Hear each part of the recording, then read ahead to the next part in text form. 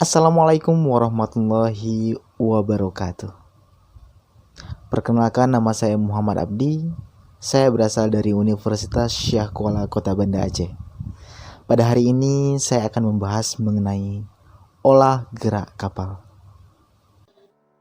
Pada kesempatan kali ini kita akan mempelajari bagaimana kapal dapat bergerak di dalam air, serta mengapa pemahaman tentang berbagai jenis gerakan kapal ini sangatlah penting, baik dalam perencanaan, pengoperasian, maupun dalam menjaga keselamatan pelayaran. Olah gerak kapal mencakup seluruh jenis pergerakan kapal saat menghadapi kondisi laut. Memahami karakteristik gerakan ini penting agar kapal dapat dirancang lebih stabil, lebih aman, dan lebih efisien dalam pengoperasiannya.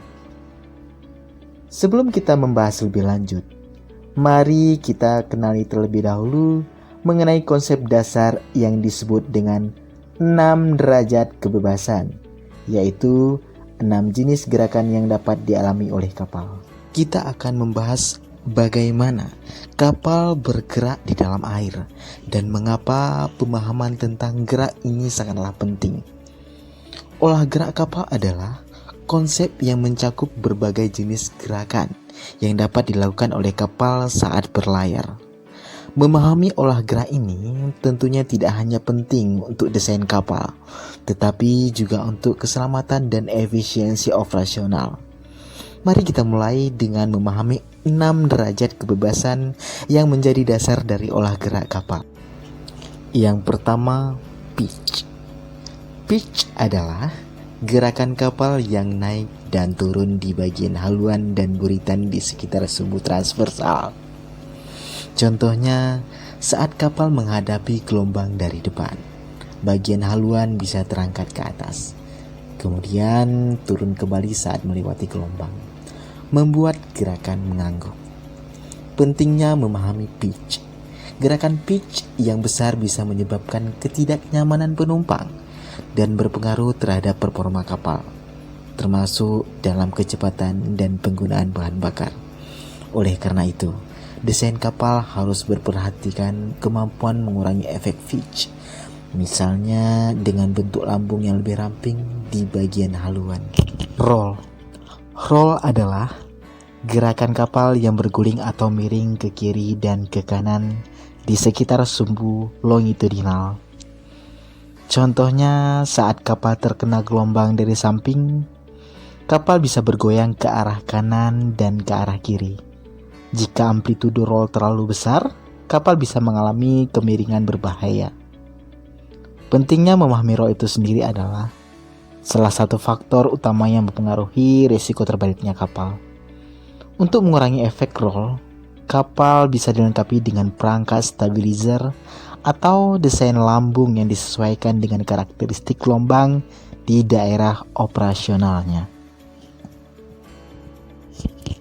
Heave. Heave adalah gerakan kapal ke atas dan ke bawah secara vertikal akibat gaya dari gelombang laut. Contohnya, ketika gelombang laut datang, kapal akan terangkat ke atas saat berada di puncak gelombang dan turun ke bawah saat melewati lembah gelombang tersebut. Pentingnya memahami heave. Gerakan heave yang tidak terkendali dapat mengurangi kenyamanan penumpang dan mengganggu stabilitas kapal, terutama pada kondisi cuaca buruk. Oleh karena itu, desain struktur kapal dan distribusi berat harus mampu meminimalkan efek heave agar kapal tetap stabil. Yaw. Yaw adalah gerakan rotasi kapal sekitar sumbu vertikalnya, yaitu gerakan memutar ke kiri atau ke kanan, mengubah arah haluan kapal.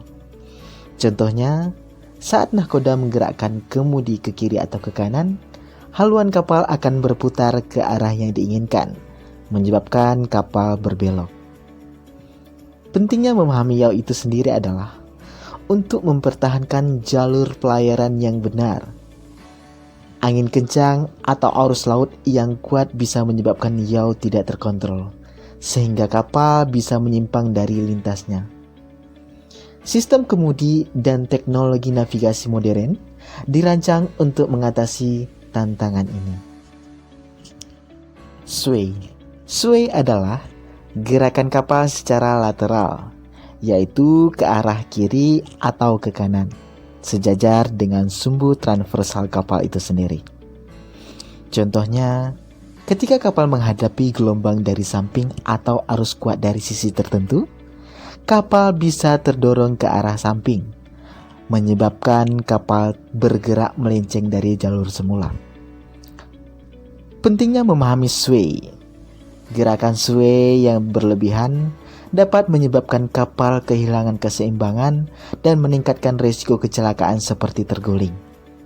Oleh karena itu, desain struktur kapal seperti bentuk lambung harus mempertimbangkan cara-cara untuk mengurangi efek sway demi meningkatkan stabilitas pelayaran. Surge. Surge adalah gerakan kapal ke arah depan atau ke arah belakang di sepanjang sumbu longitudinal, yaitu sumbu imajiner yang berbentang dari haluan ke buritan.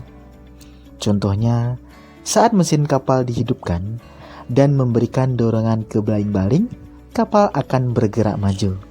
Sebaliknya, saat mesin dikurangi tenaganya atau dinetralkan, kapal bisa melambat dan bahkan dapat bergerak mundur jika ada arus atau dorongan balik. Pentingnya memahami surge. Gerakan surge sangat berpengaruh terhadap kecepatan kapal dan konsumsi bahan bakar. Dengan mengelola surge secara efektif, kapal dapat mencapai tujuan lebih cepat dengan menggunakan energi yang efisien, sehingga mengurangi biaya operasionalnya. Berikut ini adalah 6 contoh derajat kebebasan.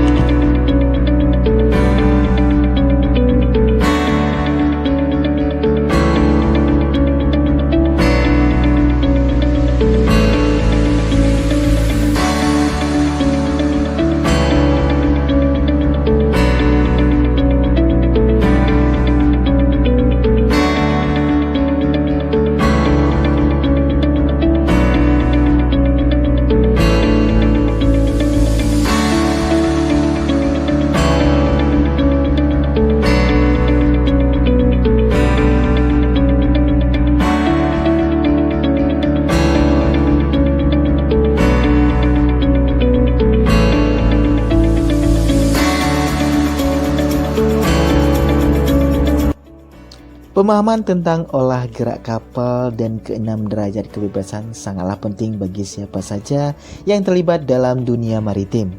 Mulai dari perancangan kapal, operator kapal, hingga pelaut itu sendiri. Dengan memahami karakteristik gerak kapal, kita bisa merancang kapal yang lebih stabil, nyaman, dan aman sekaligus meningkatkan efisiensi operasional dalam setiap pelayaran. Demikian yang dapat saya sampaikan. Lebih dan kurangnya saya mohon maaf. Wabillahi taufik wal hidayah. Wassalamualaikum warahmatullahi wabarakatuh.